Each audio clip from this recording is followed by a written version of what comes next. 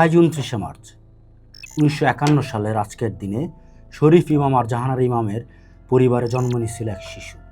সেই দিনের সেই নবজাতকরে দেখা চিকিৎসক ভবিষ্যৎবাণী করছিলেন 71 সালে এই ছেলে ইঞ্জিনিয়ার হইব। নিয়তির কি নিষ্ঠুর অথচ গৌরবোজ্জ্বল পরিহাস। 1971 সালে শাফি ইমাম রুমি ইঞ্জিনিয়ার হওয়ানের ঠিক দোরগড়ায় দাঁড়ায় আসছিলেন, কিন্তু দেশমাতৃকার আহ্বানে তিনি বাইছা নিছিলেন এক অন্যরকম প্রকৌশল। তিনি হইয়া উঠছিলেন এক স্বাধীন মানচিত্রের কারিগর। আজ রুমির ৭৩তম জন্ম জয়ন্তীতে দাঁড়ায়া আমাকে খালি মনে পড়তেছে সেই চিরতরুণ রে, যিনি ২০ বছরের সংক্ষিপ্ত জীবনেই বিন্দুতে সিন্ধু দর্শন কইরা ইতিহাসের পাতায় অমর হয়ে গেছে। শৈশব থেকেই রুমিয়া ছিলেন অত্যন্ত মেধাবী এবং প্রাণবন্ত। Saint Gregory's Adamjee ক্যান্টি school, Dhaka কলেজের পাঠ চুকায়া তিনি যখন ইঞ্জিনিয়ারিং ইউনিভার্সিটিতে ভর্তি হইলেন, তখনই তার সামনে খুইলা গেল বিশ্ব নাগরিক হওয়ানের দুয়ার। আমেরিকার ইলিনয় ইনস্টিটিউট অফ টেকনোলজিতে পড়ার সুযোগ পাইলেন। 1971 সালের সেপ্টেম্বর মাস থেকে ক্লাস শুরু হওয়ার কথা, কিন্তু 25শে মার্চের সেই কালো রাত রুমির জীবনের গতিপথ পাল্টাইয়া দিল। যখন চারিদিকে পাকিস্তানি হানাদারগণ নারকীয় হত্যাযজ্ঞ, তখন বিদেশের নিরাপদ আশ্রয় আর উজ্জ্বল ক্যারিয়ারের প্রলোভন তারা টানে নেয়। রুমি তার মারে বলছিল সেই অমোঘ সত্য, যা আইজও যে কোনো তরুণের লেগা দেশপ্রেমের একটা শ্রেষ্ঠ উদাহরণ হিসেবে রয়ে গেছে। আম্মা, দেশের এই অবস্থায় তুমি যদি আমারে জোর করে আমেরিকা পাঠায় দাও, আমি হয়তো যাব শেষ পর্যন্ত, কিন্তু তাইলে আমার বিবেক চিরকালের মতো অপরাধী কইরা রাখবে আমারে। বিবেকীয় ভ্রুকুটির সামনে কোনোদিনও মাথা উঁচু কইরা দাঁড়াইতে পারবো না। ছেলের অটল সংকল্পের সামনে মা হার মানছিলেন, বলছিলেন, দিলাম তোরে দেশের লেগা কুরবানি কইরা। সেই যে শুরু হইল এক জননীর প্রতীক্ষা, যা শেষ পর্যন্ত তারে শহীদ জননীর আসনে আসীন করছিল।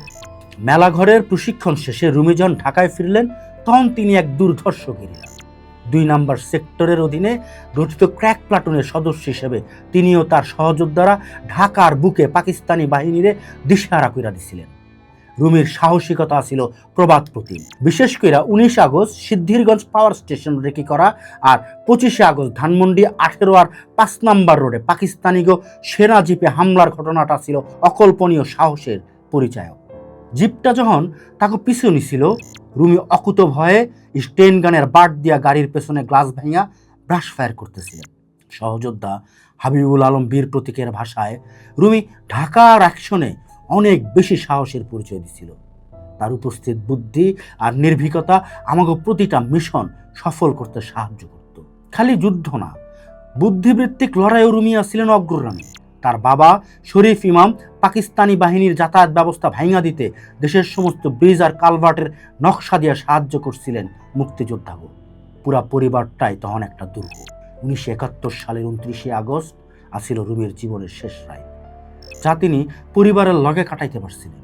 সেই রাইতেই এলিফ্যান্ট রোডের কণিকা বাসভবনটারে ঘিরা ফেলে পাকিস্তানি সৈন্যরা।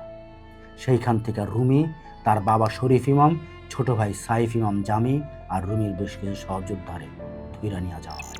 রমনা থানা হয়ে তাকে নেওয়া হয় নাখালপাড়া এমপি হোস্টেলের টর্চার সেলে।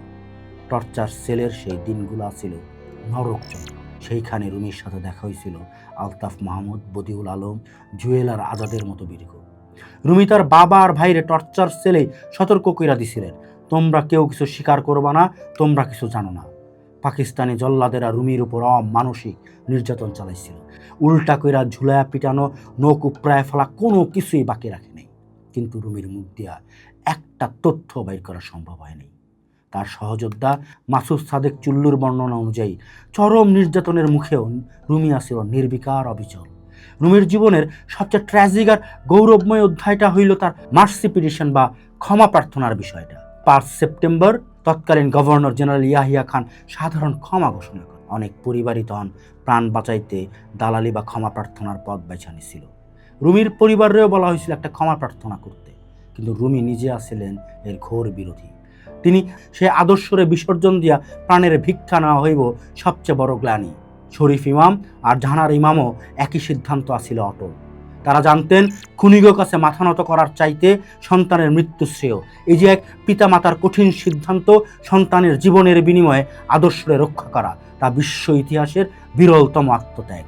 জাহানারা ইমামের ৭১-এর দিনগুলিতে রুমির লগে শেষ কথোপকথনগুলা আমাগো হৃদয়ে রক্তক্ষরণ ঘটায়। ২৮ আগস্ট ধরা পড়ার ঠিক একদিন আগে রুমি তার মারে বলছিলেন, বিন্দুতে সিন্ধু দর্শন একটা কথা আছে আম্মা, হয়তো জীবনের পুরাটা তোমাকে মতো জানি না, ভোগও করি নাই, কিন্তু জীবনের যত রস, মাধুর্য, তিক্ততা, বিষ সব কিছুর স্বাদ আমি এর মধ্যেই পাইছি। যদি চইলাও যাই কোনো আক্ষেপ নিয়ে যাব না। রুমির কোনো আক্ষেপ আসছিল না। তিনি জানতেন তার রক্তে রঞ্জিত হইয়াই উদিত হইব স্বাধীনতার লাল সূর্য। ২৯ আগস্ট রাইতে যখন সৈন্যরা তার ধৈর্য নিয়ে যাইতেছিল, তখন রুমি তার মারে বলছিল, আম্মা তুমি ভাইঙা পড়ো না, দেশ স্বাধীন হইব। এইটাই আসছিল জননীর সাথে সেই বীরের শেষ কথা। ৩০ আগস্টের পর রুমির আর কোথাও খুঁজে পাওয়া যায় না। ধারণা করা হয় ৪ সেপ্টেম্বর রাতে আরো অনেক মুক্তিযোদ্ধার লগে রুমিকেও হত্যা কইরা লাশ গুম কইরা ফেলা হয়েছিল। দেশ স্বাধীন হইল, কিন্তু রুমি আর ফিরে আইল না। যে শাশ্বত আশীর্বাদ তার জন্মদিনে বাবা মা লিখছিলেন, বজ্রের মতো হও, দীপ্ত শক্তিতে জায়গা উঠো, রুমি আক্ষরিক অর্থেই তা পালন করে গেছে। শাফি ইমাম রুমি কেবল একজন শহীদ মুক্তিযোদ্ধা নন, তিনি একটা দর্শন। তিনি আমাকেও শিখাইয়া গেছেন জীবন কত দীর্ঘ, তার চেয়ে বড় হইল জীবন কতটা গভীর। ২০ বছরের সেই তরুণ আইজও বাংলাদেশের প্রতিটা মুক্তিকামী তরুণের অনুপ্রেরণা। জাহানারা ইমাম পরবর্তী জীবনে যে যুদ্ধপরাধীকেও বিচারের দাবিতে আন্দোলন গড়ে তুলছিলেন, তার মূল চালিকা শক্তি ছিল রুমির অকুতোভয় চেতনা। আজকের তরুণ প্রজন্মের কাছে রুমি এক আলোকবর্তিকা। যখনই দেশের উপর কোনো কালো মেঘ ঘনায় আসে, যখনই সত্য আর মিথ্যার লড়াই সামনে আসে, তখনই রুমির সেই কথাগুলা আমাকে কানে বাজে। বিবেকের ভ্রুকুটির সামনে কোনোদিনও মাথা উঁচু কইরা দাঁড়াইতে পারবো না, রুমি পারছিলেন। তাই তিনি আজও আমাগো মাঝে ২০ বছরের চিরতরুণ হইয়া বাইচা আছেন।